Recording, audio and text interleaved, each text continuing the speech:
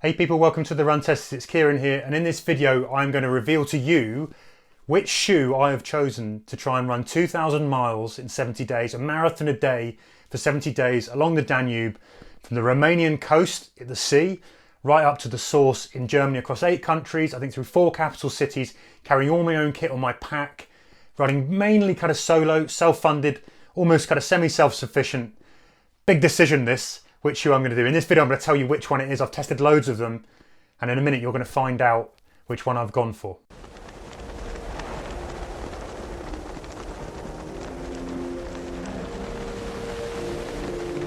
So before I reveal the shoe though, there's one thing I want to talk about. How do you fuel a 2,000 mile run when you're going to be running a marathon a day for 70 days?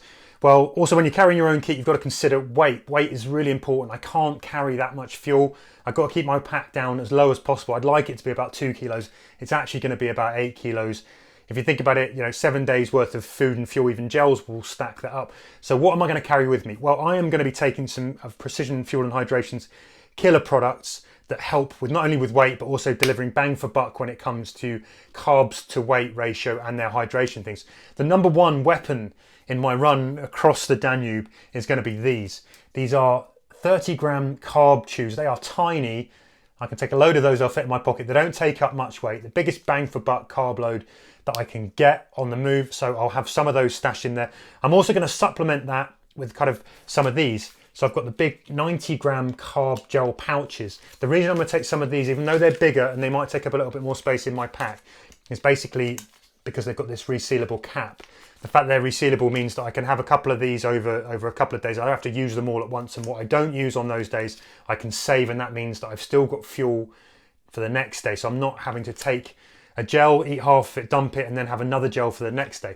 So that is all good. I'm also going to take a couple of these. These are the brand new caffeine gels. Same, got 30 grams of carbs in these little compact gels. I'll only have a few of these, so I'll use them very sparingly, because that's the way I use caffeine to get the biggest punch. But on times when I'm going to be lacking a bit of mental clarity, I'm going to be making difficult route decisions, I'm going to be popping one of these with 100 milligrams of caffeine in each gel when I get really tired, or I need something to wake me up, or I just need something to get my focus back and feel a bit more energized. Then I'm going to take a few of these as an ace in the hole to use along the route. So if you want to try any of these products out, you can head over to the link that's in the description of the video.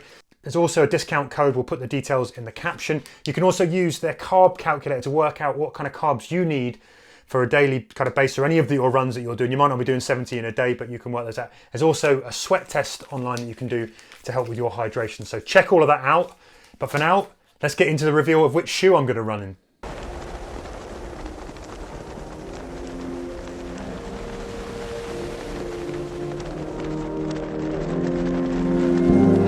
Now on the Run Testers, we are blessed because we get to test an awful lot of shoes, and that has clearly helped me come to a decision about which shoes I should take on this. But before I get into that, a little word on the terrain. Looking at the routes that I've planned using Komoot, which tells you a really handy breakdown of the types of terrain that you're going to be on, whether it's off-road, tarmac, kind of state roads, asphalt, all this kind of thing. You get a nice breakdown.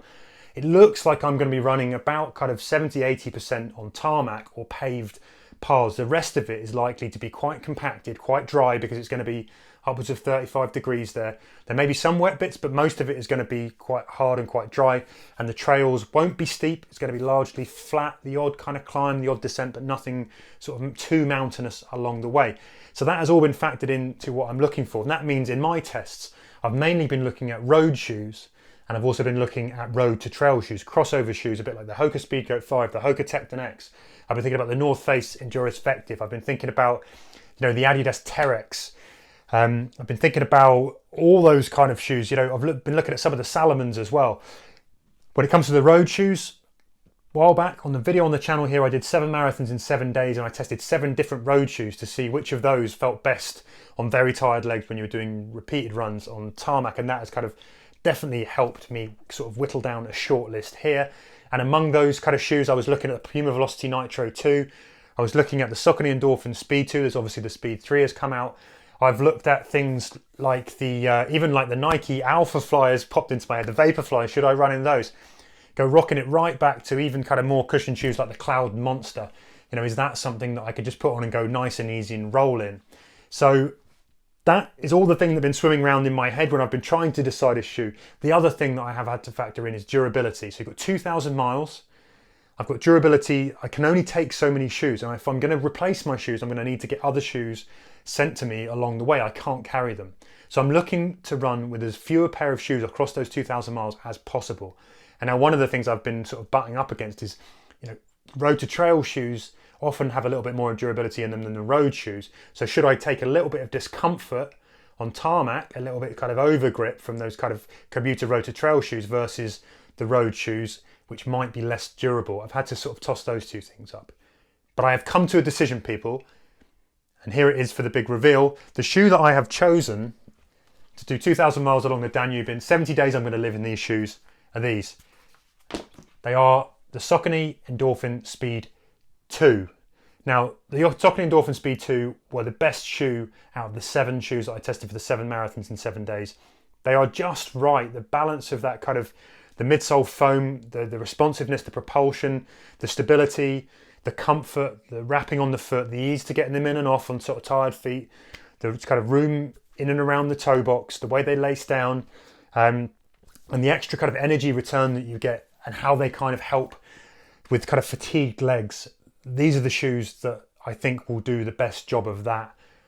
I do have a question mark about the durability, so I'm going to try and get some sent along the way, but we will see. They may well last. They've done a lot of miles, this pair that I'm actually going to use along the way. They've already done a lot of miles and they seem to be fine. So I'm hoping that they might be able to cope. There's not amazing grip, but I think there's enough grip here to cope with the things that I've seen so far in terms of the route that I'm going to follow when I do venture off-road. And so this is it, the Saucony Endorphin Speed 2.